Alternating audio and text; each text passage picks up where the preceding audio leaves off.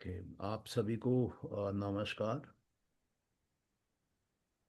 हम्म, और सांख्य एक ऐसा बोलना चाहिए कि दर्शन शास्त्र है जो लॉजिक पे आधारित है। और वो लॉजिक ऐसा है कि मेरे ख्याल से आज के डेट में कोई भी हिंदू परिवार में है, उसके लिए वो लॉजिक पूरा का पूरा समझना आसान है। और उसका जो मेन बेस है, मेन फाउंडेशन है, वो है 25 तत्व। 25 तत्व इस पूरे एग्जिस्टेंस के, मतलब आप समझ लीजिए उसमें हजारों लाखों प्रकृतियां भी आप मिला लें,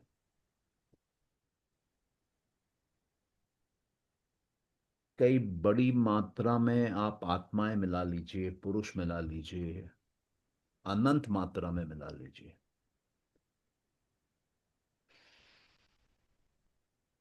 तो भी वो उसको ठीक से समझाती है, ठीक से दर्शाती है। और उस 25 तत्वों के आधार पर आपको ये क्रिएशन जो फिजिकल है वो भी समझाती है, ये क्रिएशन में जो मेंटल है वो भी समझाती है, और ये क्रिएशन में जो फिजिकल है, जो स्पिरिचुअल है, वो भी समझाती है। और फिर कुछ बचता नहीं है। मतलब ऐसा समझ लीजिए कि ये क्रिएशन में जिसको नापा तोला जा सकता है, जिसको देखा जा सकता है, गिना जा सकता है, जो वस्तु हैं, वो फिजिकल वर्ल्ड है। उस पूरे फिजिकल वर्ल्ड को आप समझ सकते हैं, उसका ज्ञान ले सकते हैं। दूसरी जो दुनिया है इस एग्जिस्टेंस में, वो माइंड से जुड़ी हुई एग्जिस्टेंस है, क्रिएशन है। उसमें आप ऐसा कह लीजिए कि जिस भी यूनिवर्स में आप हैं, ब्रह्मांड में आप हैं,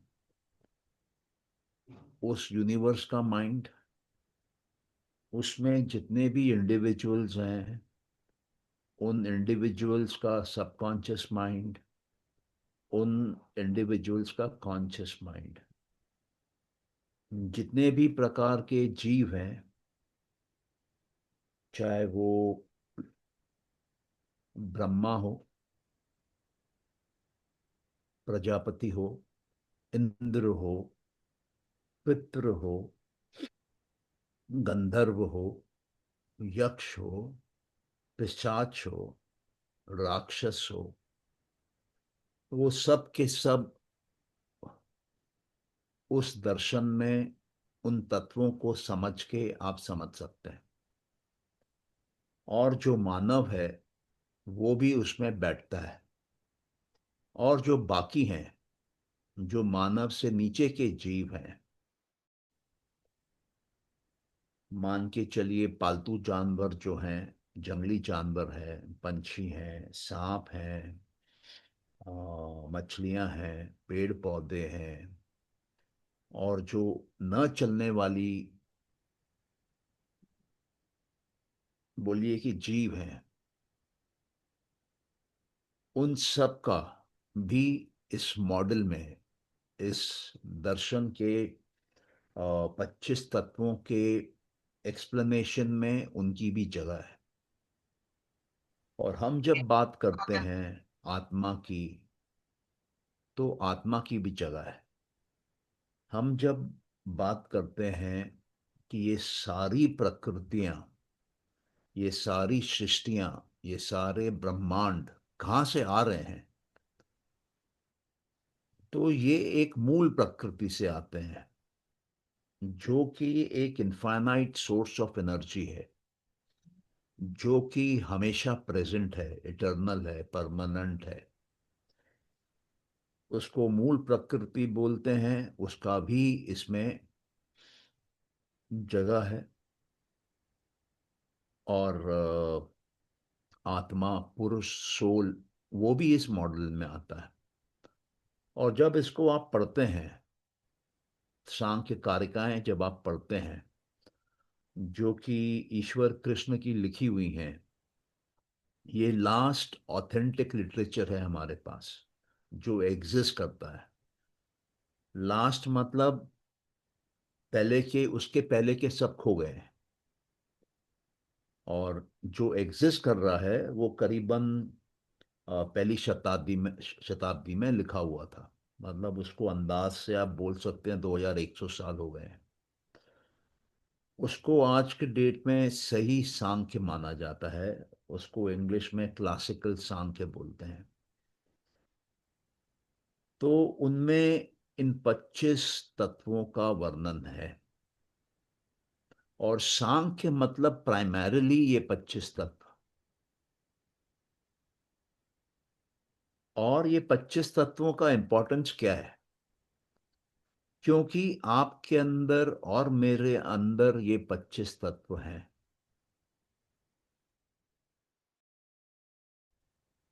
आपके अंदर और मेरे अंदर फिजिकल वर्ल्ड है। ये जो शरीर हम देखते हैं पंच महाभूतों की, ये फिजिकल वर्ल्ड भी हम हैं। हमारे अंदर जो अलग तरह के माइंड्स हैं, वो हम ही हैं। मानस भी हमारे अंदर है, अहंकार हमारे अंदर है, बुद्धि हमारे अंदर है। इनके अलग फंक्शंस हैं, लेकिन ये है हमारे अंदर। और जो आत्मा है, वो भी इसी एग्जिस्टेंस में है। मैं ये नहीं बोल रहा हूं कि आत्मा प्रकृति में है, मैं बोल रहा हूं आत्मा एग्जिस्टेंस में है। आत्मा प्रकृति के बाहर होती है। और आत्मा और मूल प्रकृति, ये दोनों स्पिरिचुअल कंपोनेंट्स हैं इस एग्जिस्टेंस के। अब इन 25 तत्वों में आप कहां बैठे हैं, आप कहां खड़े होके देख रहे हैं इस एग्जिस्टेंस को, वो ये तय करता है कि आपको क्या दिखता है और आप कैसे हैं।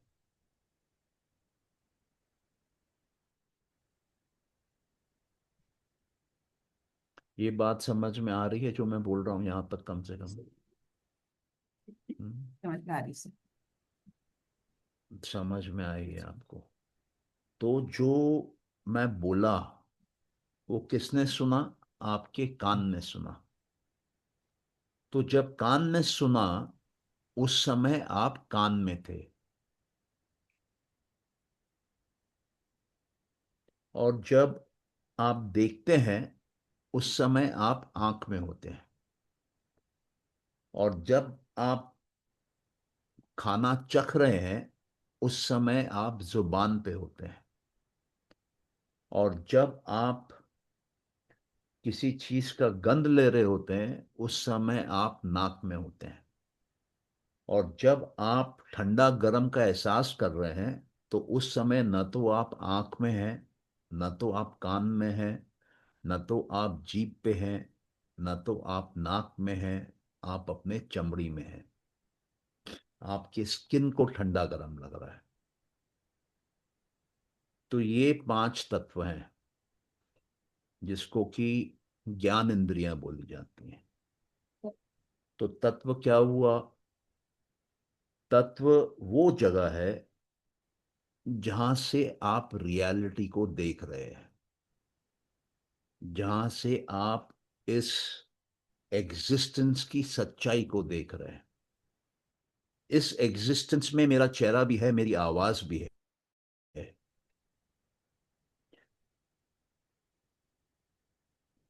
लेकिन हो सकता है जो अंधा है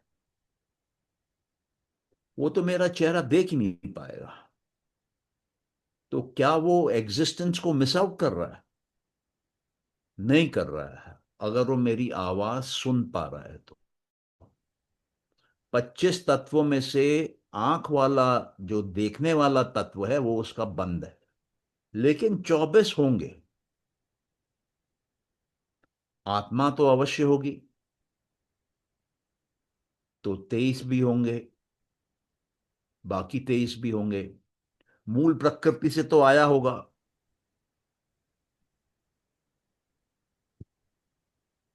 तो ऐसे करके आप देखेंगे कि जहां पर आप हैं, जिस रियलिटी में आप हैं, जिसको आप एक्सपीरियंस कर रहे हैं, उसको आप 25 लेवल पे एक्सपीरियंस कर सकते हैं। 25 आधार से एक्सपीरियंस कर सकते हैं। 25 व्यूइंग पॉइंट से एक्सपीरियंस कर सकते हैं। 25 खिड़कियों को खोलकर आप इस पूरे एग्जिस्टेंस को एक्सपीरियंस कर सकते हैं। अब आपकी जीवन की क्वालिटी किस पे डिपेंड करती है कि आपने कौन सी खिड़की खोल के आप क्या देख रहे हैं।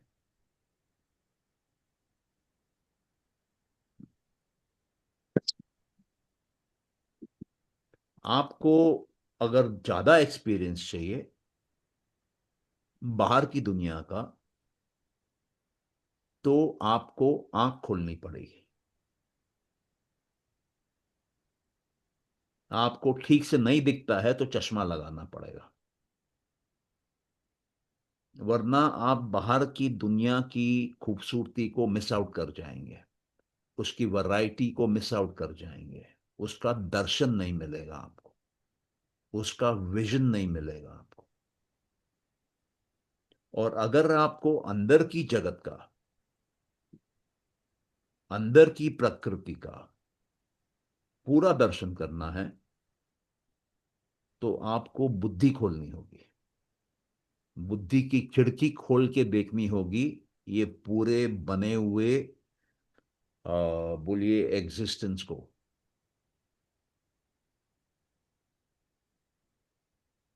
और अगर आपको ये पूरे ब्रह्मांडों का निर्माण कहां से हो रहा है उसके बारे में जानना है, तो आपको बुद्धि से ऊपर जाना पड़ेगा, एक ऊपर वाली खिड़की में, जो कि मूल प्रकृति की खिड़की है। हर तत्व में अनुभव अलग होता है। वो अनुभव से बताया जा सकता है कि आप कौन सी खिड़की खोल के क्या देख रहे हैं। अगर आपके अंदर मैं और मेरा का भाव चल रहा है, मेरा बेटा, मेरा मकान, मेरी गाड़ी, मेरी नौकरी, मैं और मेरा की खिड़की से आप दुनिया को देख रहे हैं, तो आप अंदर के प्रकृति में हैं और आप अहंकार से देख रहे हैं, या बोल सकते हैं कि अस्मिता से, ईगो की खिड़की से देख रहे हैं। और अगर आप जो दिख रहा है उसको आइडेंटिफाई कर रहे हैं कि ये तो एप्पल है, ये संजय है, ये लाल रंग है, ये स्क्वायर शेप है, ये चांद है, ये आकाश है, तो आप मानस की दुनिया में हैं। मानस के तत्व में आप बैठे हैं और वहां से आप दुनिया को देख रहे हैं। मानस की दुनिया अलग है, अहंकार की दुनिया अलग है, बुद्धि की दुनिया अलग है, मूल प्रकृति की दुनिया अलग है, आत्मा की दुनिया अलग है। अधिकतर मानव 5, 10, 15 तत्वों से देखते हैं, और उनको भी वो ठीक से डिस्टिंग्विश नहीं कर पाते हैं कि कौन सा तत्व कहाँ खत्म हुआ और कौन सा तत्व कहाँ चालू हुआ। उसमें डिफरेंशिएशन क्या है? क्यों? क्योंकि उनकी बुद्धि विकसित नहीं रहती है, उनके अंदर विवेक की शक्ति उन्होंने पैदा नहीं करी है, तो उनको वो तत्वों को डिफरेंशिएट करके क्लैरिटी से देखने में दिक्कत होती है। उनको धुंधला दिखता है, क्लाउडी दिखता है, कंफ्यूजन आता है। वो जब भी कोई शब्द सुनते हैं, वो शब्दों में कंफ्यूज हो जाते हैं। वो जब भी कोई शब्दों का मीनिंग निकालते हैं, वो मीनिंग निकालने में अपने अंदर और कंफ्यूजन पैदा कर देते हैं। वो जब भी उनके चित्त में कुछ रिकॉर्डिंग होती है पुराने मीनिंग्स की, पुराने मेमोरीज की, उनको भी जब उन रिकॉल करते हैं, उसमें भी वो कंफ्यूजन पैदा कर देते हैं। तो उनके जीवन का स्तर नीचे होता है और उनको जीवन में बहुत ज्यादा दुख मिलता है। अज्ञानता दुख का कारण है। किसकी अज्ञानता? ये 25 तत्वों की जानकारी की अज्ञानता। सिर्फ ये 25 तत्व कोई सीख जाए, और उसमें कोई भी तत्व कोई एक्स्ट्राऑर्डिनरी नहीं है, सब नॉर्मल तत्व हैं जो हमारी सच्चाई है। मेरी 5 ज्ञान इंद्रियां, मेरे 5 कर्म इंद्रियां, मेरे 5 महाभूत, पृथ्वी, जल, अग्नि, वायु, आकाश। बाहर दुनिया में हम देखते हैं चीजों को, सॉलिड है, लिक्विड है, गैस है। वो केमिस्ट्री में पढ़ाते हैं, साइंस में पढ़ाते हैं, क्लास 3 क्लास 4 के बच्चों को तो उसको मालूम है, लेकिन रटा हुआ है। उसका उसको रियल वर्ल्ड में उसका एक्सपीरियंस नहीं है कि सॉलिड क्या होता है, लिक्विड क्या होता है, गैस क्या होता है।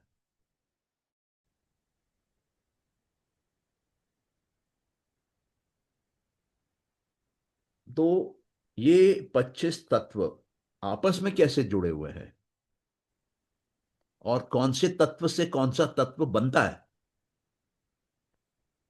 और कौन से तत्व में क्या खराबी हो सकती है, कितने प्रकार की खराबियां हो सकती हैं। 28 प्रकार की बुद्धि में खराबियां हो सकती हैं, और 5 प्रकार की बुद्धि में अज्ञानता हो सकती है। टोटल पॉसिबिलिटी बुद्धिज में 50 है। बाकी जो बची, वो 9 पॉसिबिलिटीज हैं जो आपको संतोष देगी, लेकिन वो एक्चुअल संतोष नहीं है। लेकिन कुछ लोग उसको संतोष मान लेते हैं, उनकी वो फीलिंग है कि इसी को संतोष बोलते हैं। और परफेक्शन तक पहुंचना, रियल सक्सेस जिसको बोलते हैं, एब्सोल्यूट ट्रुथ तक पहुंचना, जीवन के शिखर तक पहुंचना, उसमें 8 एलिमेंट्स हैं। उसमें से भी 5 आपको टॉप 3 तक पहुंचाती हैं, और वो टॉप 3 पे पहुंचने पे आपको आत्मा का दर्शन होता है, और वो आत्मा का दर्शन होने पे आपकी मुक्ति है, आपका मोक्ष है। तो ये 25 तत्व क्या है, इनका आपस में कनेक्शन क्या है, इनकी जानकारी को हम कैसे समझ सकते हैं, कैसे अपने जीवन में प्रयोग कर सकते हैं, ये बहुत जरूरी है, बहुत जरूरी है। बच्चों को हम टेबल सिखा देते हैं, 2 1 ज़ा 2, 2 2 ज़ा 4, 2 3 ज़ा 6, उससे उसके जीवन में कोई फर्क नहीं पड़ने वाला है। बच्चों को हम पीरियोडिक टेबल याद करा देते हैं, उससे कोई फर्क नहीं पड़ने वाला है। दुनिया भर के ट्रिग्नोमेट्री के हम फॉर्मूला याद करा देते हैं, सैकड़ों केमिस्ट्री के इक्वेशन याद करा देते हैं, पोथियां पढ़ा देते हैं, उससे कोई फर्क नहीं पड़ने वाला है। ये जो 25 तत्व जानेगा, वो अल्टीमेट है। हाँ सौम्या, पूछिए। सर, अभी जब आप एक्सप्लेन कर रहे थे कि अगर जैसे आपने बोला अहंकार का, कि अगर मैं अपने मैं और मेरा मैं भाव में हूँ, तो मैं अहंकार के लेवल पे हूँ, अस्मिता के लेवल पे हूँ। तो बुद्धि का आपने क्या एक्सप्लेन किया था? वो मिस हो गया। अ, बुद्धि मतलब इंग्लिश का सिंपल ट्रांसलेशन है इंटेलेक्ट, इंटेलिजेंस, विल पावर और decision making ability, final authority. और बुद्धि यूनिवर्स के माइंड को रिप्रेजेंट करती है। वो यूनिवर्सल व्यू पॉइंट से देखती है। और अहंकार और मानस इंडिविजुअल व्यू पॉइंट से देखते हैं। जैसे हम बोलते हैं ना कि मैं हिंदुस्तानी हूँ, ये इंडिविजुअल व्यू पॉइंट है। और जब मैं बोलता हूँ कि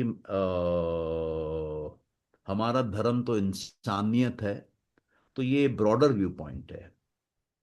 और हम अगर ये बोलते हैं कि हम सारे जीव एक है, तो वो और हायर व्यू पॉइंट है।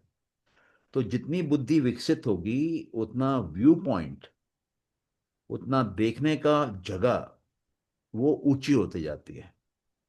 तो जब हम बोलते हैं कि मैं हिंदू हूं, ये मुसलमान है, और हम दोनों में फर्क है, वो छोटी सोच है।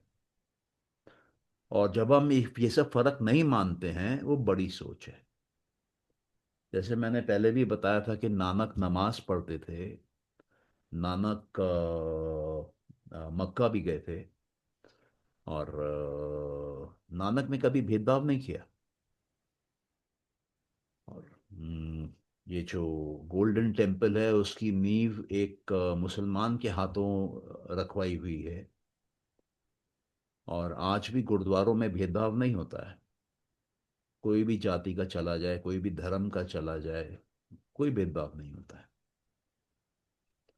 और वहाँ मतलब जो जेंट्स हैं और जो लेडीज हैं, उनमें भी फर्क नहीं होता है।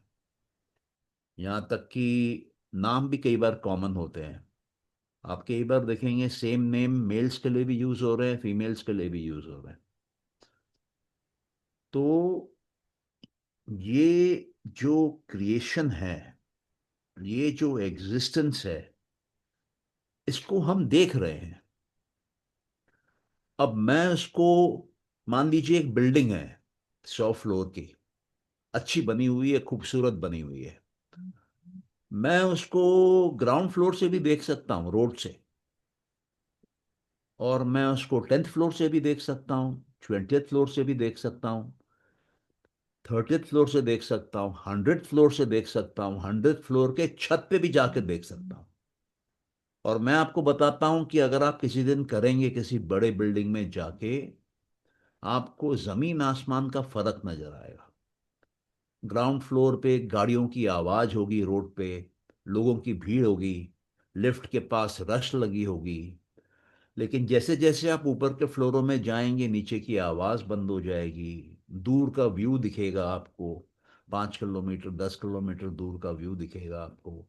नदी दिख सकती है, बादल दिख सकते हैं। और एक एक एक अलग ही दृश्य होता है।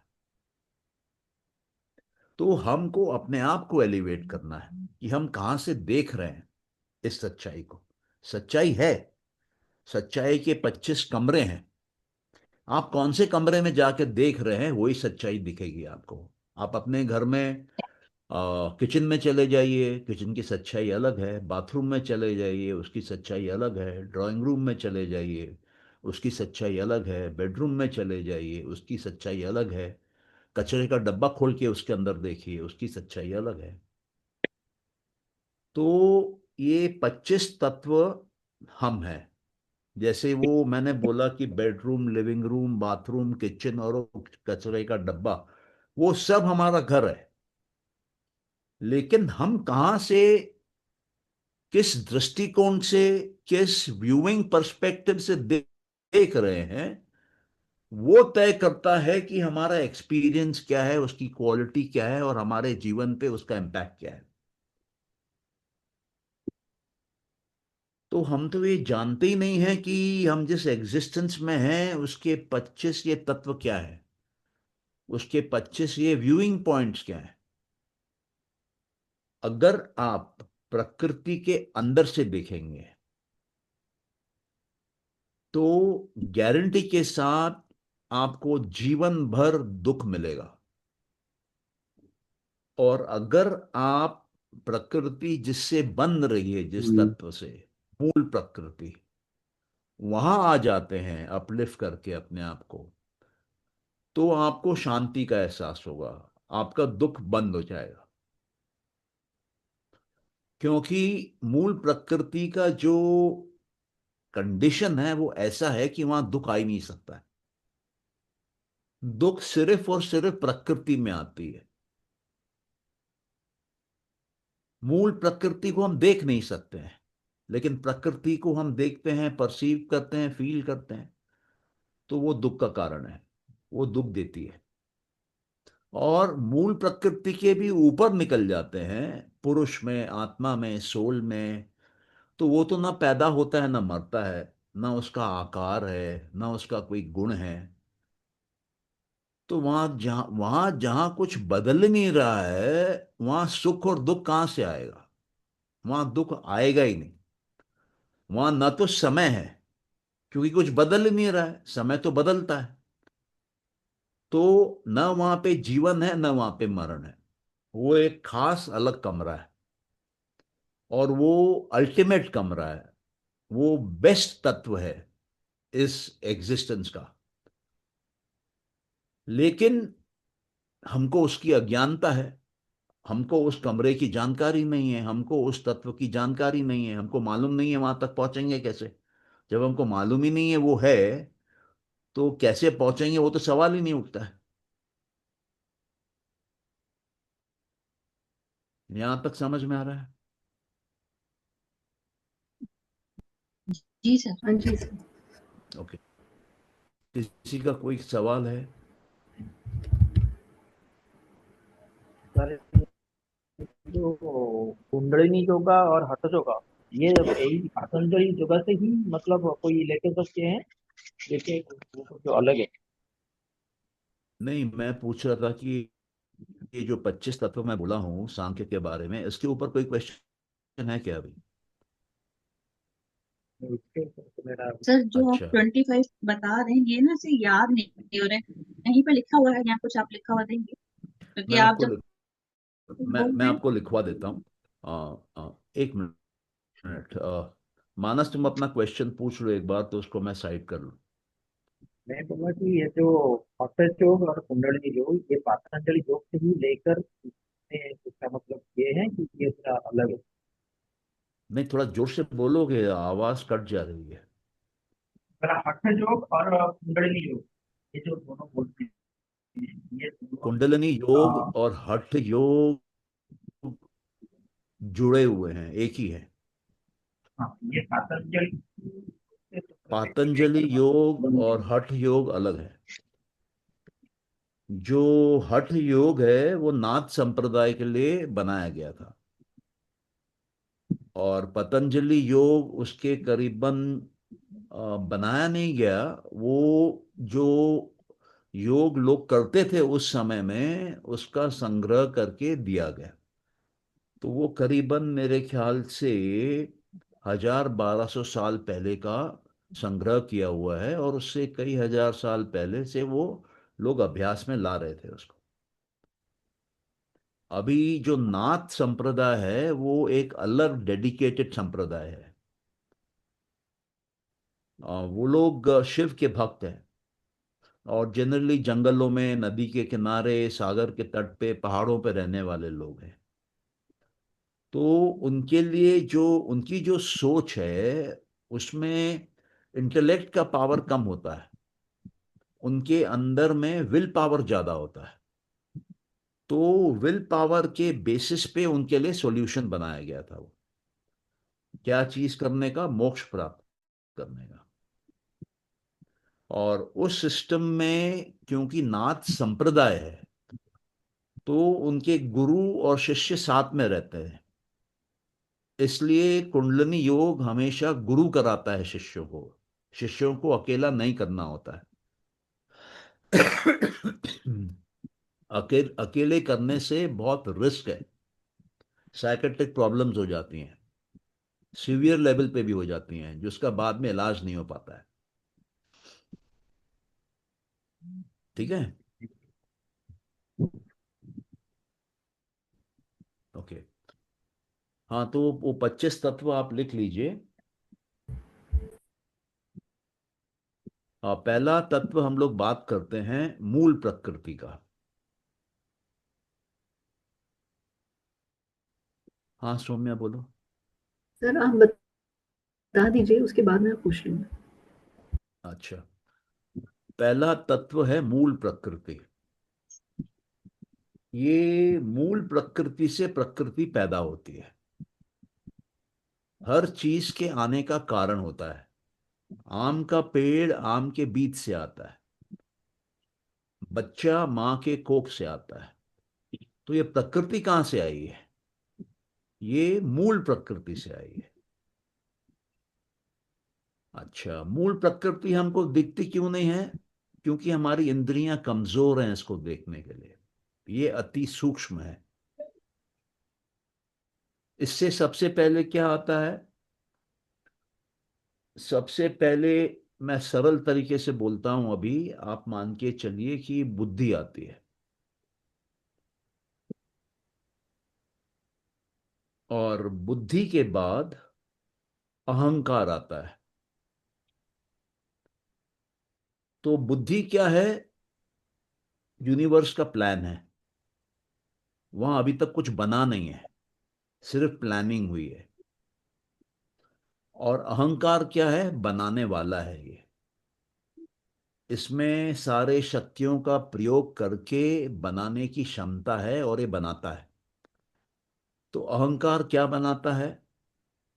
अहंकार एक लेवल पे आप बोल लीजिए सब्जेक्ट बनाता है, और एक लेवल पे ऑब्जेक्ट बनाता है।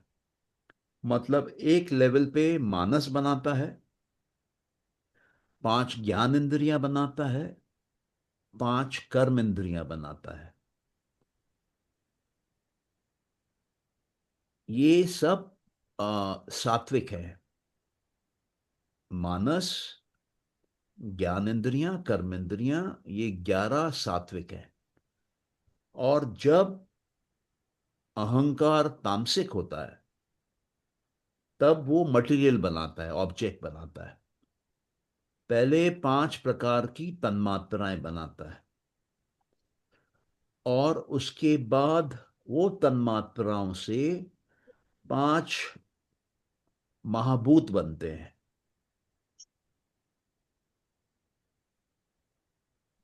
तो अभी आप देखेंगे कि प्रकृति क्या हुई।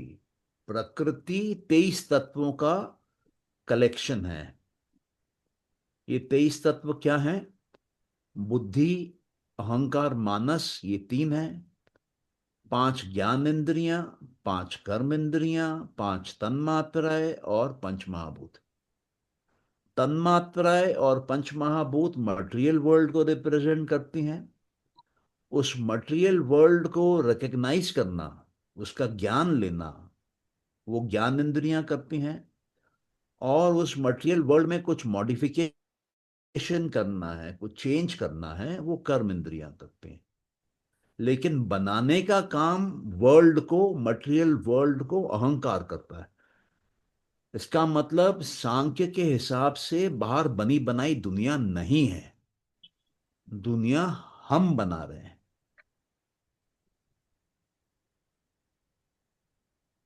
हमारा अहंकार जो है वो दुनिया बना रहा है। अहंकार मतलब अहंकारा, जिसको अ से लेके ह तक पूरे संस्कृत के अक्षरों का जानकारी है, और उसके कॉम्बिनेशन से वो कोई भी चीज को मैनिफेस्ट कर सकता है, क्रिएट कर सकता है, प्रोड्यूस कर सकता है।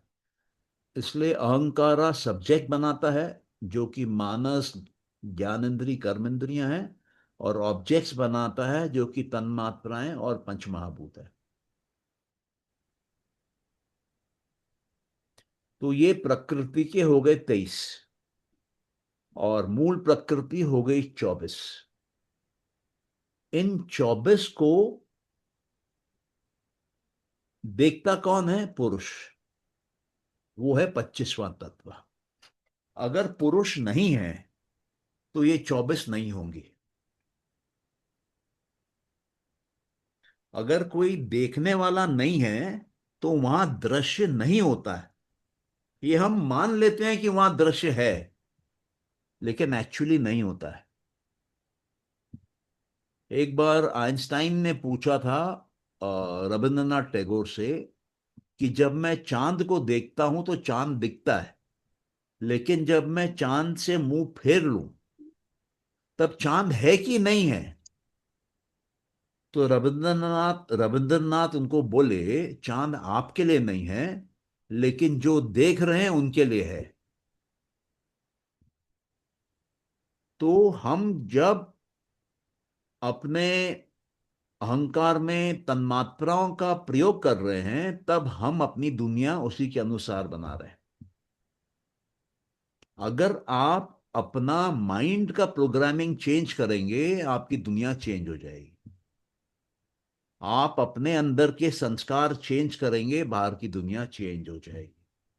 आप अंदर के कार्मिक अकाउंट चेंज करेंगे, बाहर की दुनिया चेंज हो जाएगी। आप अंदर नए संस्कार डालेंगे, बाहर नई दुनिया आपके लिए खड़ी हो जाएगी। यस स्वामी, बोलिए।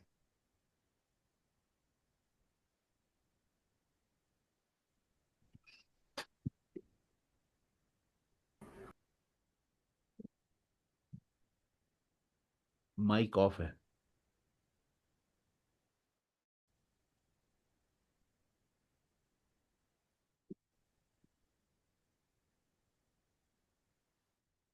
सर अभी मुझे याद नहीं आ रहा। अच्छा, कोई बात नहीं। सॉरी। नहीं नहीं, कोई बात नहीं। तो ये 25 तत्वों के ऊपर किसी का कोई सवाल हो तो करिए। आज ये 25 तत्वों को एक बेसिक इंट्रोडक्टरी लेवल पे देखते हैं। सर ये 5 तन्मात्रा और 5 महाभूत आपने बताया, 5 तन्मात्राओं के 5 बताएंगे क्या क्या नाम है? हाँ। आप आपने फिर हाँ, पहला है शब्द, जिसको आप बोल सकती हैं साउंड। और दूसरा है स्पर्श, जिसको टच। तीसरा है रूप, उसको फॉर्म। और चौथा है आपका रस, टेस्ट। और उसके बाद है गंध, उससे आपका ये क्या बोलते हैं, स्मेल। तो ये 5 तन्मात्राएं हो गई। अब ये 5 तन्मात्राएं कुछ कॉम्बिनेशन के हिसाब से पंचमहाभूत बनाती हैं। तो अगर आपको लिखना है तो आप लिख सकती हैं। थोड़ा आपको ध्यान दे के लिखना पड़ेगा जी सर। कि जब शब्द आता है तो वो आकाश बनाता है। मतलब आकाश बना बनाया बाहर नहीं है।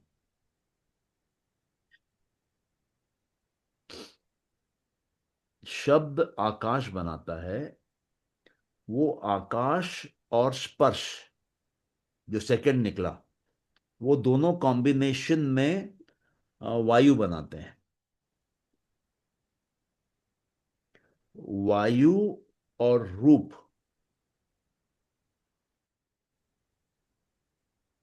ये अग्नि बनती है। अग्नि और रस, ये आपकी जल। और जल और गंध, ये पृथ्वी बनाती है। तो लास्ट की जो पृथ्वी है वो सबकी मिश्रण है। मतलब वो सारे तन्मात्राओं भी हैं उसमें, और पहले के महाभूत भी हैं। जी सर, थैंक वेलकम या ओके। और किसी का कोई क्वेश्चन? सर ये जो 25 तत्वों के बारे में आप बोल रहे हैं, वो ये तो नहीं, साझेदार मानस थोड़ा जोर से बोलो ना। जो 25 तत्वों के बारे में आप बोल रहे हैं, ये सांख्य का जो अभी किताब हम फॉलो कर रहे हैं ईश्वर कृष्ण जी का, इसी किताब को छोड़कर और कोई किताब है क्या जिसमें और भी डिटेल रहेगा, ये जो 25 तत्वों के बारे नहीं, डिटेल में क्या पढ़ने के लिए किताब चाहिए? में? ये जो 25 तत्व है, 25 ये तत्व। 25 तत्वों के बारे में डिटेल। हाँ। ये एक्चुअली 25 तत्व जो है ना, ये उसका एक इंट्रोडक्शन मिलता है, और उसके बाद उसके ऊपर चिंतन मनन करके उसकी गहराई में उतरा जाता है। मतलब ये कोई पढ़ के ज्ञान लेने वाली नहीं है, ये अध्ययन करने वाली है। इस पे या तो गुरु के साथ बैठा जाए, और जैसे मैंने कहा कि परफेक्शन तक पहुंचने के लिए, अल्टीमेट सक्सेस तक पहुंचने के लिए, एब्सोल्यूट ट्रुथ तक पहुंचने के लिए 8 वो है पाथ्स हैं। उसमें से 5 हैं जो कि ज्ञान लेने से संबंधित है, सांख्य के ऊपर, और 3 हैं जो कि आनंद से जुड़े हुई हैं। तो ये 5 जो ज्ञान लेने की है वो है कि एक तो आप पिछले जन्म से ज्ञान लेकर आए हैं, थोड़ा ऐसा ही बाकी है, आपने थोड़ा पढ़ पढ़ा के उसको अचीव कर लिया। दूसरा है कि आपने कंप्लीटली सेल्फ स्टडी करी और अपने अंदर ही अध्ययन करके उसका ज्ञान जगा करके आप सब कुछ सीख गए। तीसरा है कि आप गुरु के पास बैठ के गुरु के शब्दों से अ, आप सीखे हैं। फिर है कि आप गुरु के पास भी बैठे हैं और आप भी अध्ययन कर रहे हैं और गुरु से प्रश्न भी कर रहे हैं, और ये कॉम्बिनेशन में आपका कंप्लीट ज्ञान आया। और एक है जिसमें कि गुरु आपसे दक्षिणा लेके आपको सिखाता है, और कुछ दक्षिणा की एग्रीमेंट होती है। तो ये पांचों तरीकों से संभव है, ये 5 ही पॉसिबिलिटी है जिससे कि आपको सांख्य का ज्ञान मिल सकता है। और सांख्य का ज्ञान मिलना मतलब 25 तत्वों का ज्ञान मिलना। तो ये 5 मेथड में से जो भी सूट करता है उसको किया जा सकता है। और मेरे हिसाब से जब तक आप जीवन को इन इन 25 खिड़कियों से नहीं देखेंगे, मतलब आप अपने दिन को इन 25 खिड़कियों से नहीं देखेंगे, आप अपने आप से प्रश्न नहीं करेंगे कि अभी मैं कौन से खिड़की में हूं, कहां से देख रहा हूं मैं, तो अलग अलग जगह देखने से अलग अलग एक्सपीरियंस होता है। और जैसे मान लीजिए कि अ, मैं वो भी बता देता हूँ ब्रॉडली, ठीक है।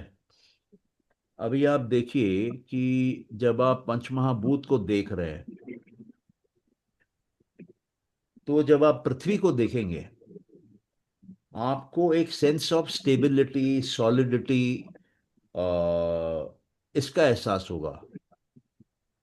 इनर्शिया, लेजीनेस, मतलब एक किस्म की तमस है ये। जब आप जल को देखेंगे तो ये धरती के समान सॉलिड नहीं है, लेकिन ये इसमें फ्लूइडनेस है, ये बह रही है, ये खड़ी नहीं है, ये फ्लेक्सिबल है। अच्छा, उसके नीचे आएंगे तो आप अग्नि पे आएंगे। अग्नि क्या है कि एक जगह खड़ी नहीं रहती है, फड़फड़ाती रहती है, और तेज लाती है। उसमें उससे रूप प्रकट होता है, उससे फॉर्म दिखाई देता है। अच्छा, वायु जो है वो दिखाई नहीं देती है, लेकिन उसका हल्का सा स्पर्श होता है। कभी कभी स्पर्श वो बहुत तेज भी हो सकता है तूफान के आने पे, लेकिन वो फ्लेक्सिबल है, और वो कोई जगह ऑक्यूपाई नहीं करती है। मतलब उसको आप किसी भी बर्तन को खोल लेंगे वो हवा से भर जाएगा, वो उसका नेचर है। और स्पेस जो है वो वर्चुअली लगता है एंडलेस है, हमको पता नहीं कहाँ शुरू हो रहा है कहाँ खत्म हो रहा है। तो ये पांचों तत्वों का अलग अलग बिहेवियर है। और आप अगर आकाश पे ध्यान लगाना चालू करेंगे और आकाश के अनंतता पे ध्यान लगाना चालू करेंगे, एक कंफर्टेबल पोज में बैठ के, तब आपके लाइफ में बहुत ड्रामेटिक चेंज आ जाएगा। आपके जीवन का अंदर में जो ड्युअलिटी है, जो ऑपोजिटनेस है, वो खत्म हो जाएगा। जैसे कुंडलिनी में बात करते हैं कि गर्म नाड़ी, ठंडी नाड़ी, या चांद नाड़ी, सूर्य नाड़ी, तो ये ऑपोजिट है।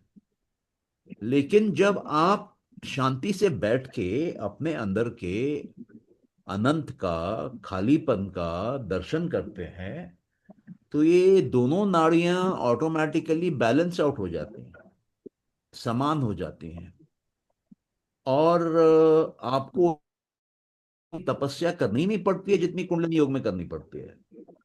ये मैजिकली शॉर्ट पीरियड में हो जाता है। तो ये किन लोगों के लिए है? ये उन लोगों के लिए है जो इंटेलेक्चुअल्स हैं, जो बुद्धिमान है, जिनको बुद्धि है। इसमें बुद्धि का प्रयोग है पूरा। लेकिन जिसकी बुद्धि विकसित नहीं है, उसको भी तो मोक्ष मिलना चाहिए ना। तो उसके लिए वो हठ योग है कि वो विल पावर के दम पे वहां पहुंचे। उसी समान से आप देखिए कि जब आप मानस में होंगे तो आपके अंदर में तर्क होगा, आपकी रीजनिंग की पावर होगी, आप रीजनिंग कर रहे होंगे, आइडेंटिफिकेशन कर रहे होंगे, एनालिसिस कर रहे होंगे, जजमेंट मोड में होंगे। तो वो वहां पर मानस काम कर रहा है। और जब आप सोच रहे हैं,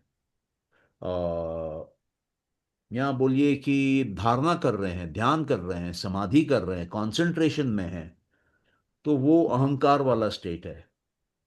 कंसंट्रेशन में मैनिफेस्टेशन होता है। आपको जो जीवन में चाहिए उस पे जब आप ध्यान लगाएंगे, तो वो माइंड से मटेरियल वर्ल्ड में शिफ्ट हो जाता है।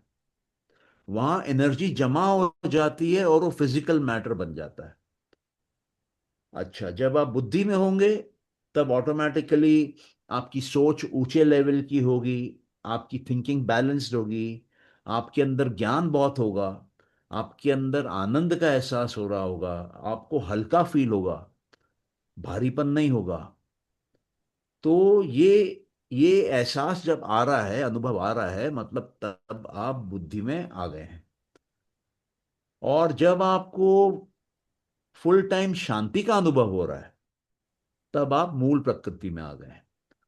और जब आप प्रकृति के बदलाव से मुक्त हो गए हैं, ना सुख ना दुख, ये अलग अलग फीलिंग, इमोशन, ये कुछ नहीं हो रहा है, ना माइंड के प्रोसेसेस चेंज हो रहे हैं, ना इमेजिनेशन हो रही है, ना आप नॉलेज ले रहे हैं, कुछ एक्टिविटी नहीं हो रही है, तब आप मुक्त हो गए हैं प्रकृति से, तब आप पुरुष में आ गए हैं। उसको मोक्ष बोलते हैं, फ्रीडम बोलते हैं प्रकृति से। दुख का कारण प्रकृति है, और प्रकृति से निकलते ही आप एक किस्म के प्रकृति के ऊपर आ जाते हैं और प्रकृति को कंट्रोल करने लगते हैं। तो इन 25 तत्वों का आपस में रिलेशन है, आपस में हायरार्की है, आपस में कंट्रोल है, कौन किसको कंट्रोल कर रहा है। और जब आप हाईएस्ट पे पहुंच जाते हैं, वहां फ्रीडम है, वहां आप अल्टीमेट स्टेट में पहुंच गए। वहां आप बोल सकते हैं कि डिवाइन हो गए, ईश्वर तक पहुंच गए, या आत्मा तक पहुंच गए। हमारे देश में अलग अलग टर्म्स यूज होते हैं, बट सांख्य में पुरुष टर्म यूज किया जाता है कि आप पुरुष तक पहुंच गए।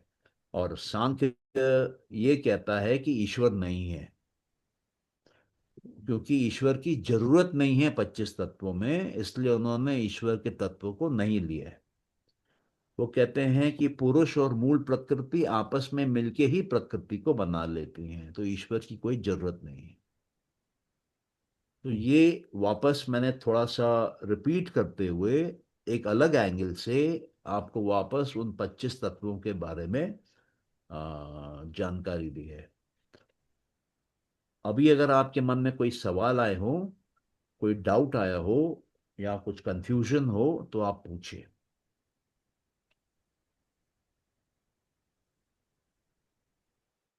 सर नमस्ते, किरण बोल रही थी। हाँ, जैसे बोलो। आपने इस समझाने से 2 मिनट पहले बोला कि हम इस सब्जेक्ट को गुरु के माध्यम से समझ सकते हैं। आपने 5 माध्यम बताए अलग अलग, लेकिन जैसे अभी आप हमारे लिए, इस सब्जेक्ट के लिए आप हमारे गुरु हैं, तो और हम चाहते हैं कि इसको साथ में हम थोड़ा पढ़ें भी साथ में, ताकि और अच्छे से डीप में, मतलब आपसे समझ के उसको लिख के और आगे बढ़े। तो उसके लिए ही आप कोई बुक भी सजेस्ट करें, और अगर आपका ये जो आप अभी पढ़ा रहे हैं इसका अगर रिकॉर्डिंग भी साथ में है, ताकि हम इसको दोबारा, जो कि बहुत गहन विषय है, जितना अभी मतलब थोड़ा सा ऊपर से जा रहा है, फर्स्ट टाइम पढ़ रहे हैं, तो थोड़ा सा रिकॉर्डिंग के साथ भी इसको सुन पाए।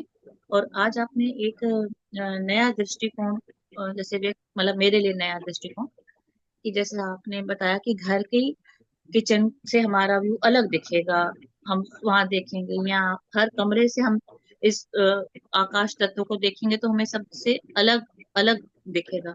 तो सर ये एक मेरे लिए एक नया पॉइंट रहा कि हमने हर चीज को कितना ध्यान से देखना है, जहाँ पे आपने कहा कि हमें खुद एलिवेट करना पड़ेगा, कि ऊपर जाके फिर हम उस ऊपर की मंजिल से नीचे को देखें। तो सर ये जो देखने का तरीका, तो ये तो गुरु ही बताएगा, जैसे आपने बताया, इससे पहले नहीं पता था कि इस तरीके से देखना है। तो गुरु की आवश्यकता जरूरी है। तो इसीलिए आपके लिए आपका बहुत बहुत नहीं, धन्यवाद। वेलकम। और सर कल आपने क्लास स्टार्ट करते ही पहला क्वेश्चन पुट किया था कि आप यहाँ क्यों बैठे हैं। तो कल तो वो एक बहन जो लगातार क्वेश्चन पूछ रही थी, तो मैं नहीं बोल पाई। तो सर हमें तो रिकमेंड किया था संध्या मैडम ने, मरमा ग्रुप से। तो मुझे सांख्य नहीं पता था, लेकिन जब कल आपने इंट्रो दिया और उसमें आपने कहा कि 2 कारण हैं बैठने के, जिसमें लास्ट में आपने कहा कि क्या चाहते हैं, चित ही खत्म हो जाए। तो उस विचार ने मुझे बहुत अंदर गहन में एकदम से प्रभाव डाला, और मेरा वो सुनने के बाद मेरा भाव यही रहा कि मेरे को चित ही खत्म कर देना है। जो आपने कहा कि आपको वो जो परम तत्व की प्राप्ति हो जाएगी, तो उस भाव से आपने कहा था कि आप अपना भाव बताएं तो आपको हमें आगे ले जाने में इजी होगा। तो सर मेरा ये अपना भाव है। Thank you. वेलकम। तो पहले तो किताब का नाम लिख लीजिए आप। सांख्य कारिका। ये मैं टाइप कर दूं क्या? आपकी आवाज नहीं आ रही। आवाज नहीं आई? हाँ, हाँ, आ रहा है, आवाज आ रहा है। बहुत आपका स्लो कुछ है। बहुत स्लो है। मैं एक बार टाइप कर दे रहा लो है। हूँ ये। स्लो नहीं, लो है। सर बोल रहे सांख्य कारिका। सांख्य कारिका किताब का नाम है, बाय ईश्वर कृष्ण। ओके। और इसके जो ऑथर हैं वो हैं स्वामी विरूपाक्षानंद।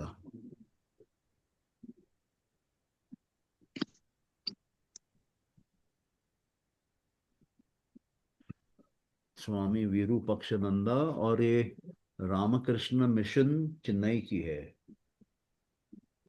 रामकृष्ण मठ चेन्नई।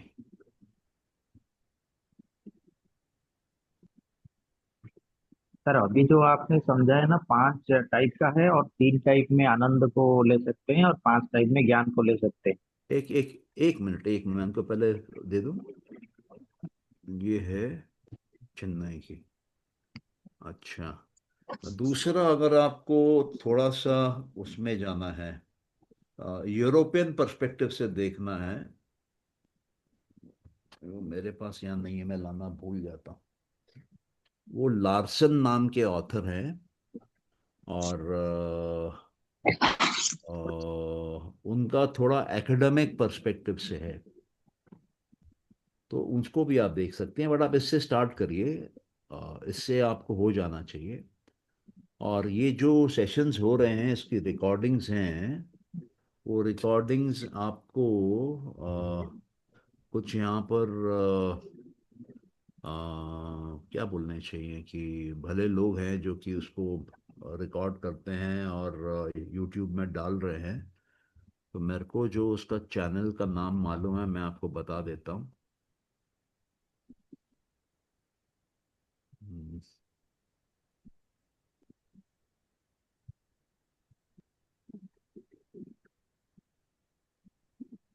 मेरे ख्याल से यही है।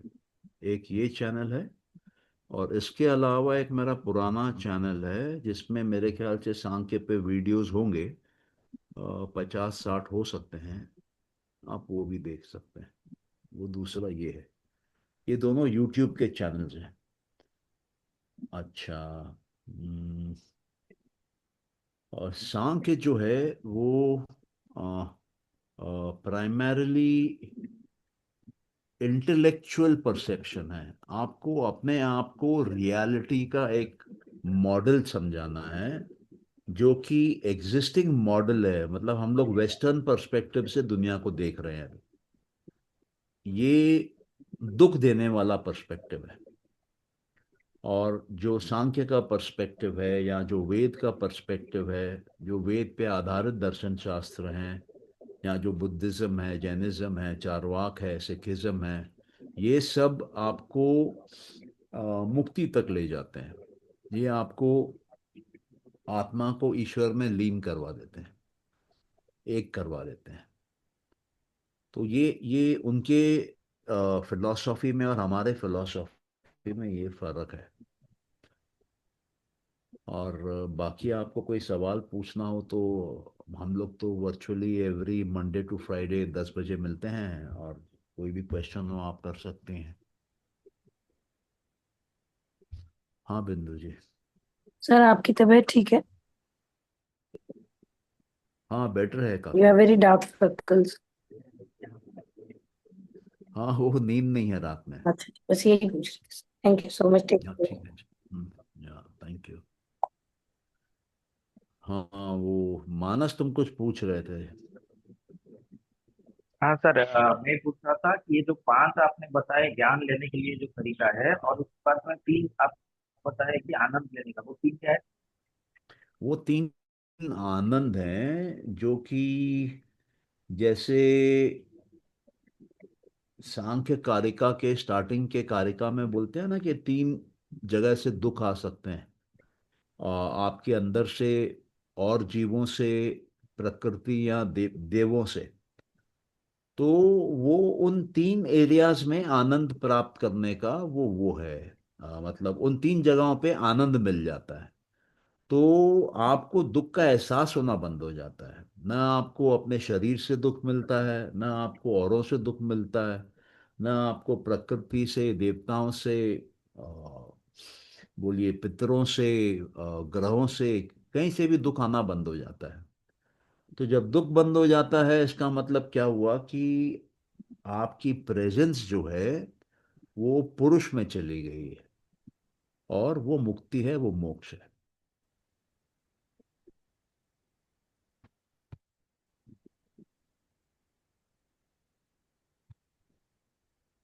ये और कोई?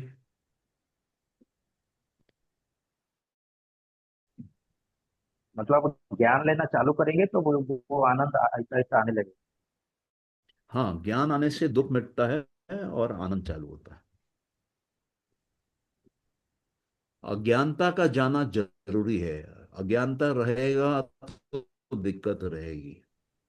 अब सवाल है कि अज्ञानता क्या चीज की?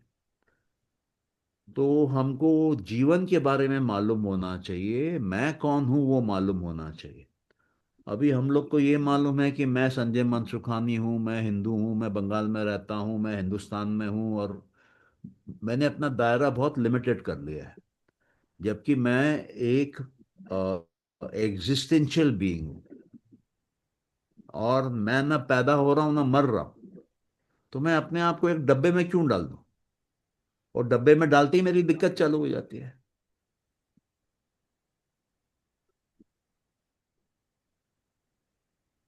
जी।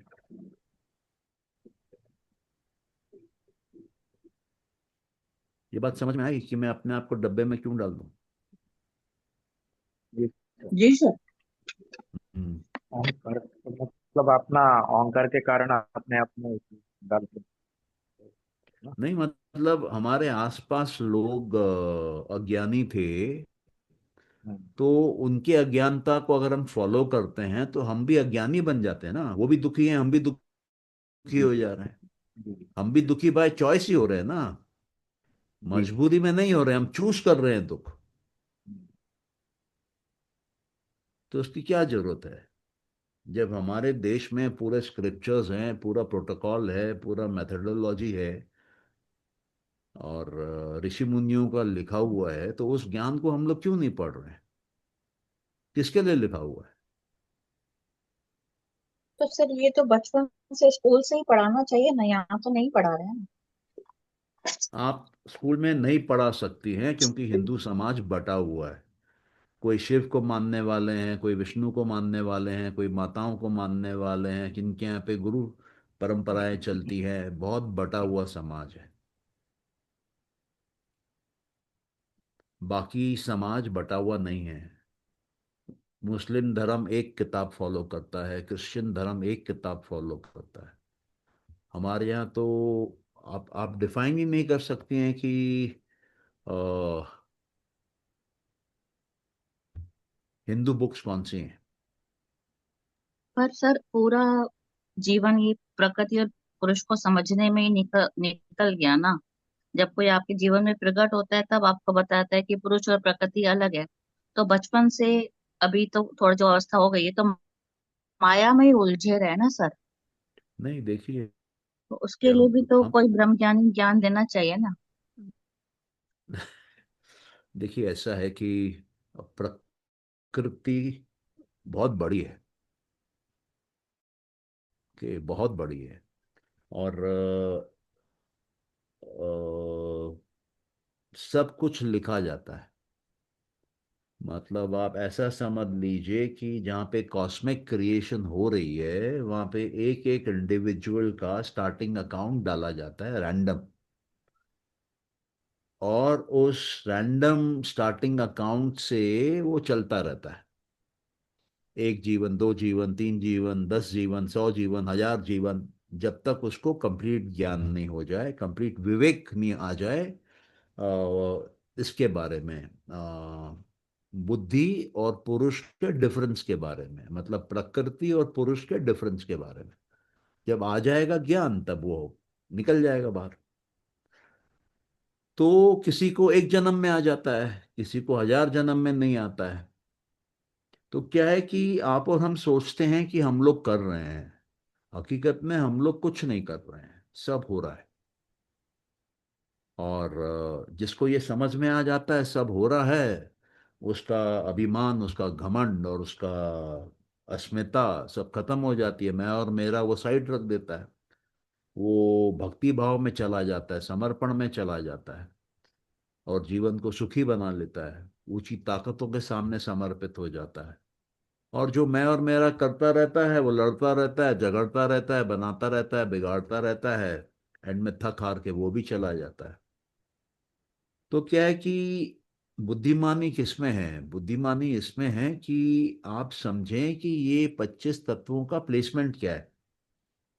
ये सारे तत्व एक जगह नहीं है। बुद्धि प्रकृति में हाईएस्ट तत्व है। उसके नीचे अहंकार है, उसके नीचे मानस है।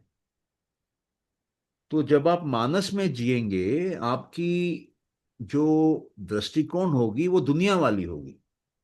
आप हर चीज दुनिया के नजरों से देखेंगे। आप एक मटेरियलिस्ट होंगे।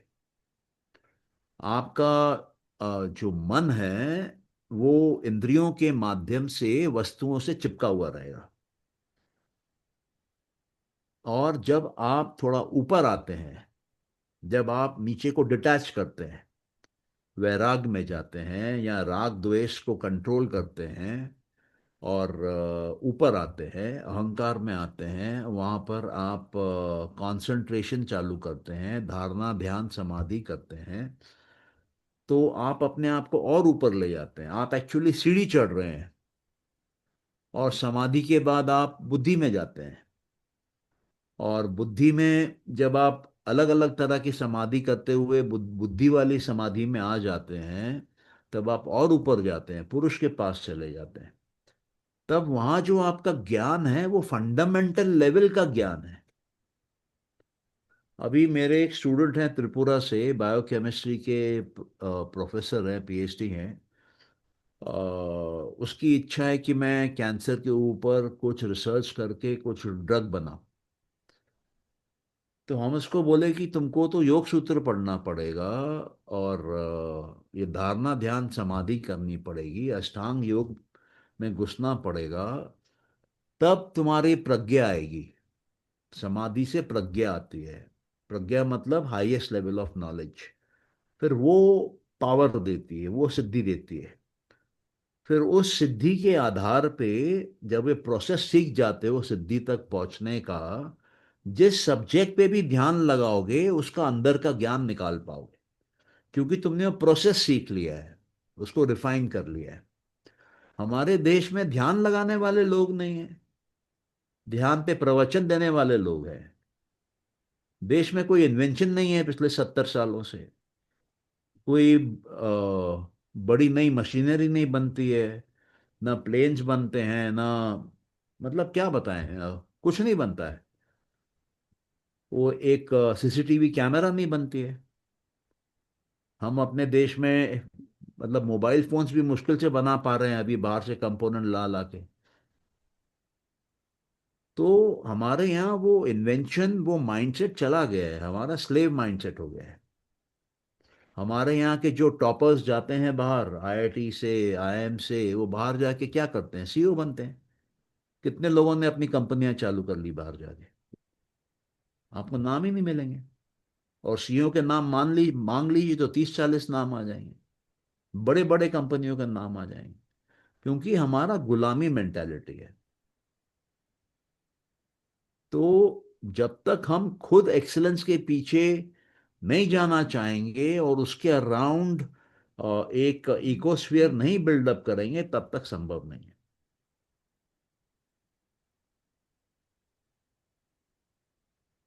वो जैसे सर आपने अभी बताया कि उन्होंने आपसे प्रश्न किया और आपने कहा कि ध्यान धारणा समाधि करनी पड़ेगी, तो हम्म।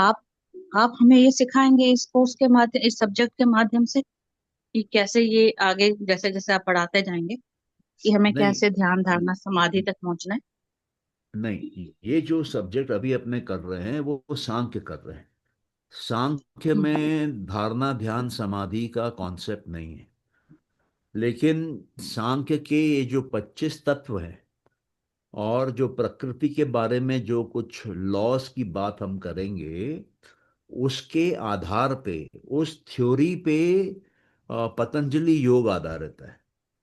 और वहां पे वो लोग कुछ प्रैक्टिसेस बोलते हैं करने को, जिससे कि आप सिद्धियां प्राप्त कर सकते हैं। योग का जो मार्ग है वो कर्म का मार्ग है, जो सांख्य के ज्ञान पे कर्म किया जाता है वहां पर।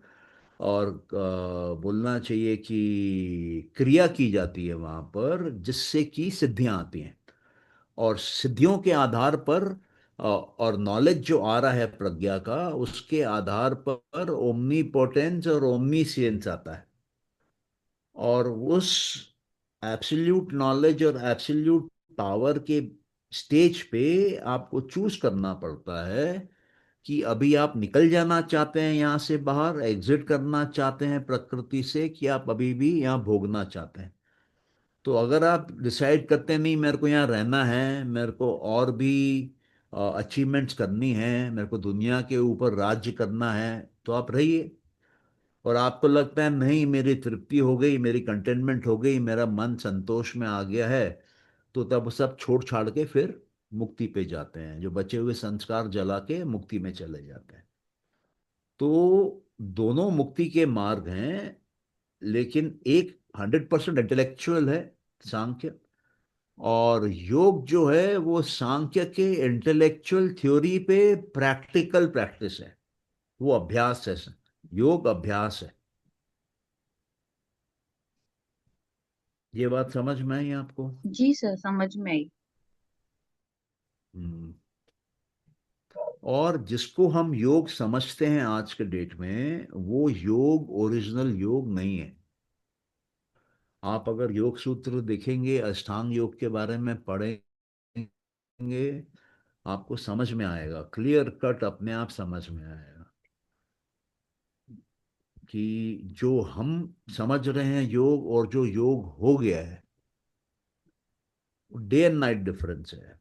योग कंप्लीटली कमर्शलाइज्ड है, और लोगों ने अपने अपने उसमें आसन बनाए हैं। जिम्नास्टिक्स है योग आज के डेट में। और जो फर्स्ट पतंजलि के योग सूत्रों में एक भी आसन नहीं दिया हुआ है। आसन वर्ड है, लेकिन उसका मीनिंग क्या है कि आसन सुख देने वाला और स्थिर होना चाहिए, बस इतना ही लिखा है। उसके बाद लिखते हैं कि जब आप सुखी और स्थिर आसन में बैठते हैं, उसमें एफर्ट मत डालिए और अनंत पे ध्यान दीजिए। और तीसरा, जब आप अनंत पे ध्यान देंगे, आपके अंदर का सारा द्वंद मिट जाएगा। इतना ही आसन के बारे में योग सूत्रों में लिखा हुआ है। और हठ योग जब आया तब 84 आसन आए। उसके बाद जब कुछ योग गुरु हैं भारत में पिछले 100 सालों में, उन्होंने 600 आसन बनाए। अभी मैं सुना हूं कि न्यूयॉर्क में किसी ने 1000 आसन बनाए हैं। तो ये डेवलपमेंट है, और ये एक बिजनेस है। आज के डेट में लोग इसको यूएसपी बना के बेचते हैं, और उस हिसाब से शिष्य अट्रैक्ट करते हैं। अच्छा, प्राणायाम के बारे में भी उतना मतलब स्पेसिफिकली बहुत कुछ नहीं कहा गया है, जनरल प्रिंसिपल्स दिए गए हैं, और वो भी 4 सूत्रों में खत्म किया गया है। टोटल 196 सूत्र हैं योग सूत्रों में। उसमें आसन पे 3 सूत्र हैं, प्राणायाम पे 4 सूत्र हैं, 7 सूत्र हैं। और पूरा का पूरा फोकस समाधि, बाकी साधना, यम नियम और इन सब पे है। अ, अ, इस पे है आपका विभूतियों पे, कि विभूतियां कैसे आती हैं। हम लोग समझते हैं कि विभूतियां संभव नहीं है। हम नहीं मानेंगे तो वो होंगी नहीं। हम जब समझेंगे उसको, लिटरेचर को, उसी के अनुसार साधना करेंगे, अभ्यास करेंगे, तो वो होंगी। उसके पीछे कमिटमेंट चाहिए। ये इंस्टेंट योगा नहीं है।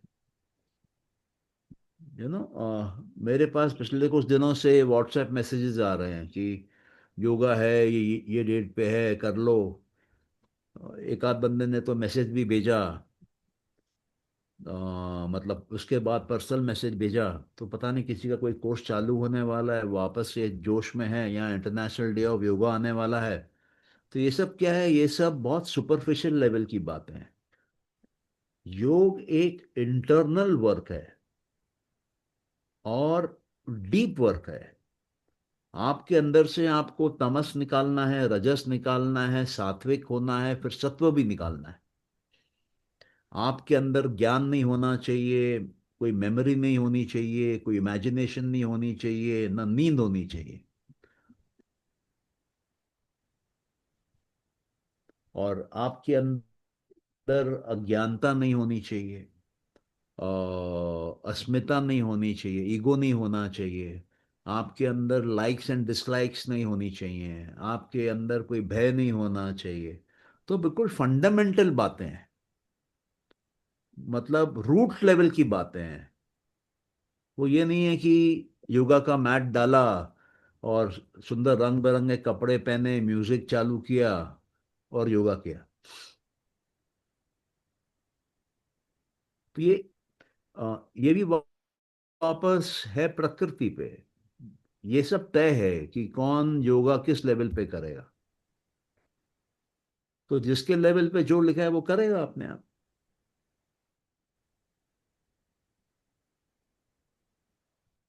ठीक है। जी सर, थैंक या तो अभी क्लोज करें कि किसी का अभी भी मन में कुछ चल रहा है? सर ये जो षष्ठी तंत्र करके आप बोल रहे थे, वो किताब गायब है पूरा या उसका कुछ भी मिल रहा है? आपने कौन बोलो सा बताए किताब थे एक बोलो? बार। षष्ठी तंत्र करके एक किताब आप बताए थे ना, एक नहीं, बार वो ऐसे ही मिलती नहीं है, बोलते वो बोलते। वो मिलती नहीं है अभी। वो पूरा गायब है? हाँ, वो गायब है। अच्छा। वो भी मतलब संस्कृत में ही सूत्र जैसा था? हाँ, वो एक्चुअली मतलब उसमें भी संस्कृत में सूत्र जैसा ही लिखा हुआ था यीशु मेरे को नहीं साक्ष्य के बारे में? मालूम है। उसका नाम षष्ठी तंत्र है। उसके कुछ बेसिक प्रिंसिपल्स जो है एक एक लाइन में इसमें सांख्य कारिका में मेरे ख्याल से 71st कारिका में दिया हुआ है। और basic principles, main main principles कि कौन कौन से वहाँ से सांख्य कारिका में डाले हुए हैं। लेकिन वहाँ ओरिजिनली क्या था ये मालूम नहीं। सर एक क्वेश्चन है मेरा, जैसे हाँ, आपने बोलिए।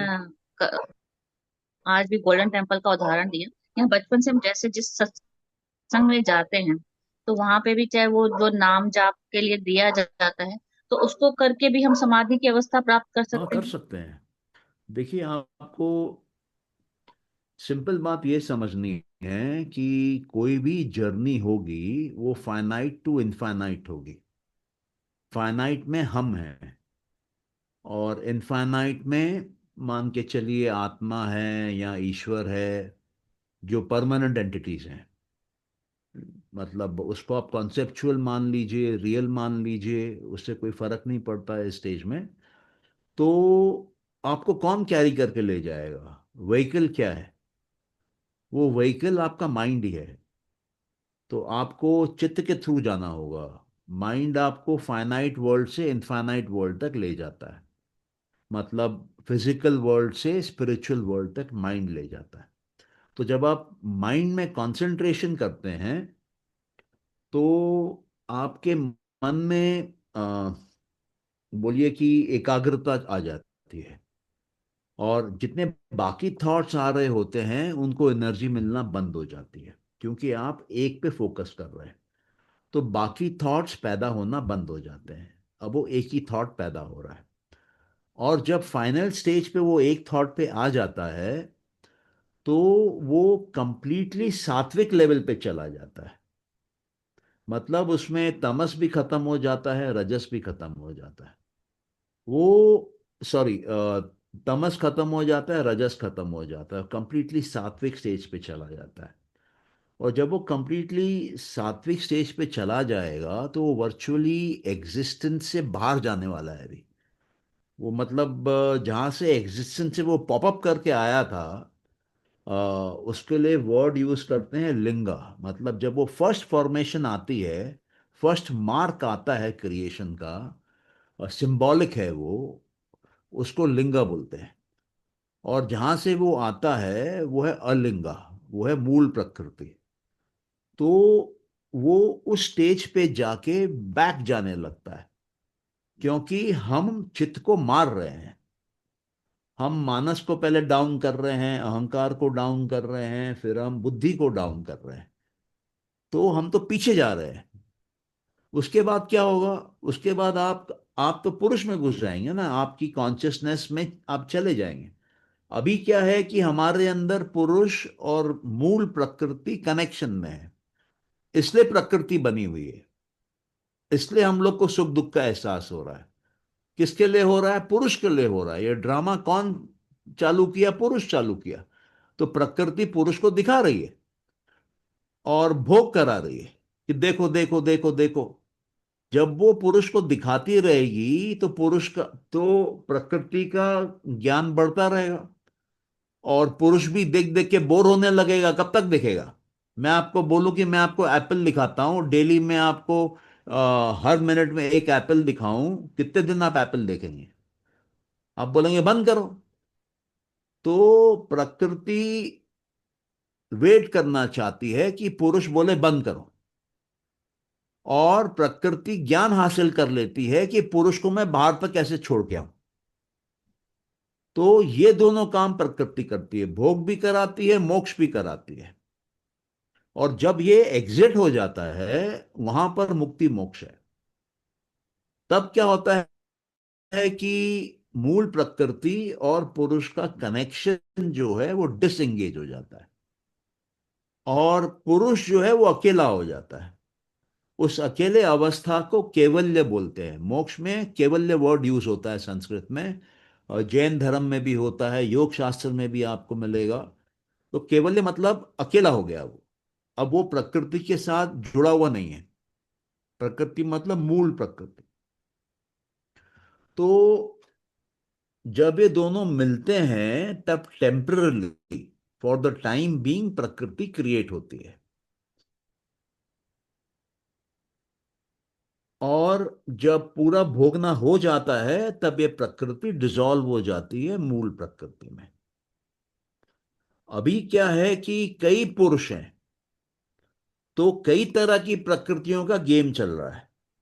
लेकिन जिस पुरुष को बोर्डम आ जाती है, जो चले जाना चाहता है, उसकी प्रकृति समा जाती है मूल प्रकृति में।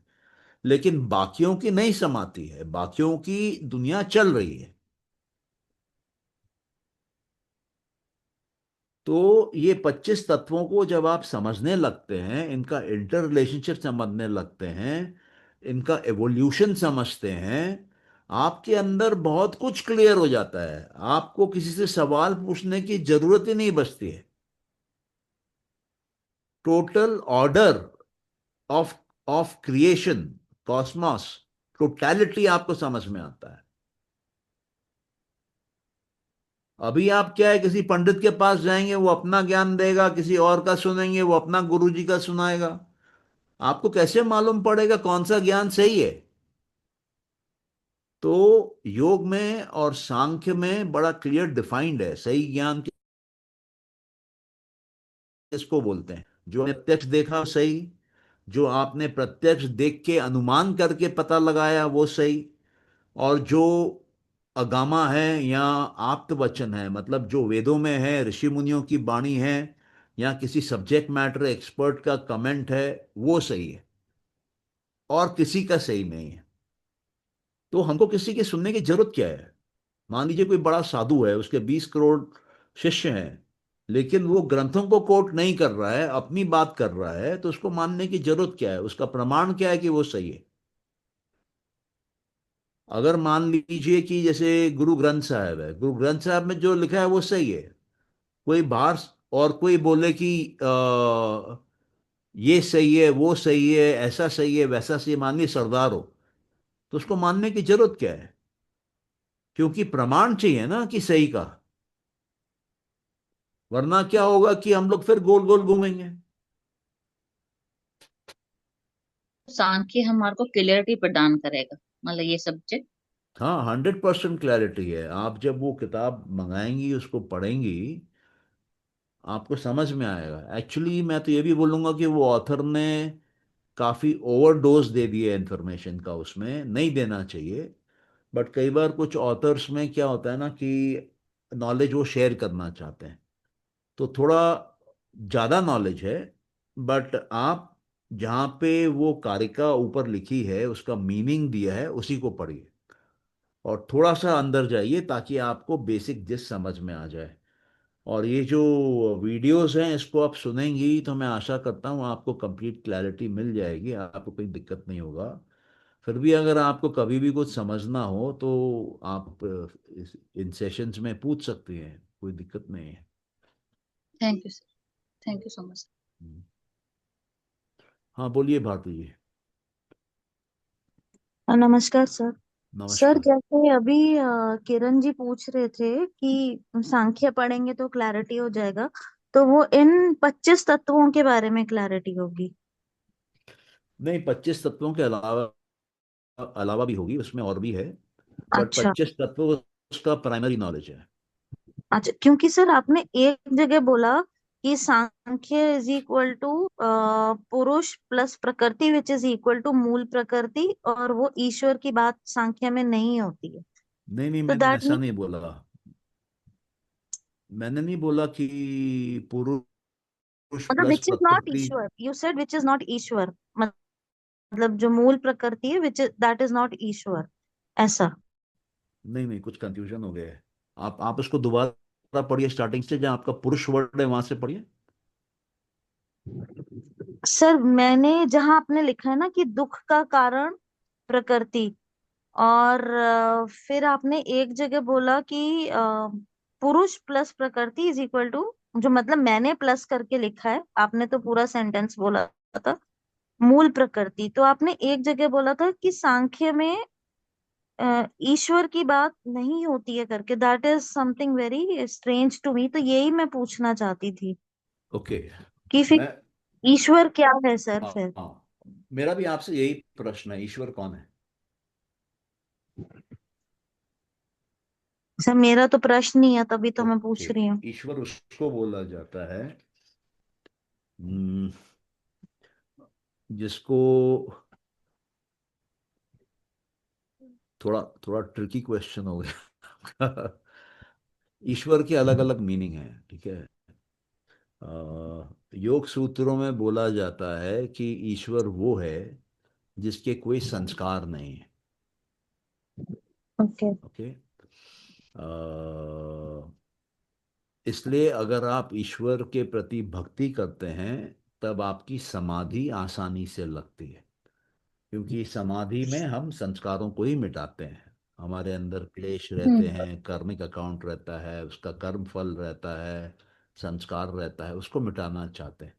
उसको मिटाते रहेंगे तो तमस घटेगा, रजस घटेगा, सत्व में जाएंगे। ओके। दूसरा, सांख्य में ये है कि ईश्वर नहीं चाहिए तत्व के हिसाब से। क्यों? क्योंकि हम तो रचना कर रहे हैं एग्जिस्टेंस की, और वो हमारी एग्जिस्टेंस की रचना पुरुष और मूल प्रकृति से हो जा रही है। जब पुरुष मूल प्रकृति के पास जाता है, जुड़ता है, तो वहां से प्रकृति का निर्माण होता है। और जब प्रकृति को ज्ञान आ जाता है तो वो पुरुष को मुक्त कर देती है, और मूल प्रकृति में मिल जाती है प्रकृति वापस जाके। तो ईश्वर की जरूरत नहीं है, ठीक है, इस लॉजिक से। अच्छा, ईश्वर को कई जगह पर क्रिएटर के हिसाब से डाला हुआ है कि वो क्रिएट करने वाला है। हमारे यहाँ क्या है कि एक फिलॉसफी नहीं है ना, वेदांत है, वेदांत में भी 5 टाइप हैं, मतलब बहुत वैरायटी है हमारे पास। तो अलग अलग जगह पे अलग अलग टर्म्स हैं, उनके अलग अलग मीनिंग है। तो आप जो शास्त्र पढ़ रही हैं उसमें क्या टर्मिनोलॉजी उन्होंने डिफाइन करी है, और उसके बेसिस पे क्या वो एक्सप्लेन कर रहे हैं, वो समझना जरूरी है। तब आपको कॉन्सेप्चुअली पूरा सिस्टम समझ में आएगा और आपके जीवन में बहुत बड़ा बदलाव लाएगा वो।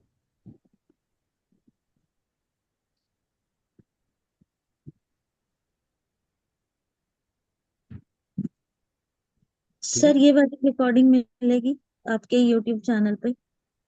हाँ, ये आपको सूची से कांटेक्ट करना पड़ेगा। रुचि जी पे? ये लोग, ओके। हाँ, मेरे ख्याल से ये लोग रेगुलरली डाल रहे हैं। ओके। हाँ।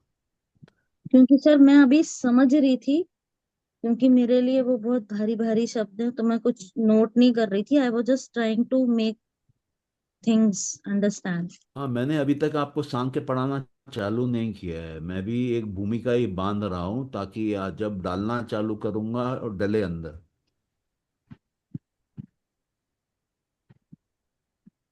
तो जैसे आप अभी कोर्स शुरू करेंगे तो उसकी रिकॉर्डिंग्स भी अवेलेबल कराएंगे? हाँ हाँ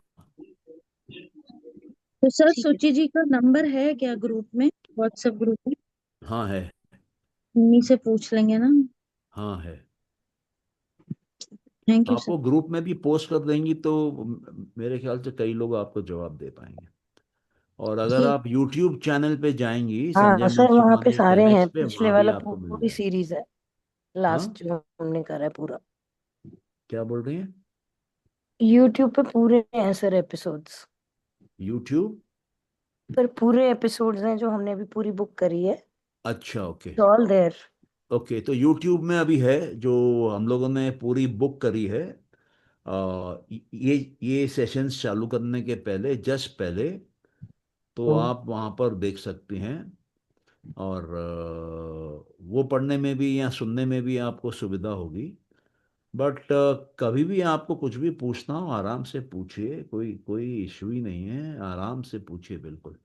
इनफैक्ट जितना आप पूछेंगी उतना सबको बेनिफिट है, क्योंकि इसका मेथड ही ये है, इंटेलेक्चुअल डिस्कशन कर करके ये कॉन्सेप्ट डीप डाउन बैठता है, और जैसे जैसे ये डीप डाउन बैठेगा आप अपने लाइफ में चेंजेस नोटिस करेंगे, और सिर्फ आप नहीं नोटिस करेंगे, आपके आसपास वाले भी नोटिस करेंगे। साइलेंटली वर्क करता है, ठीक है। Thank you sir.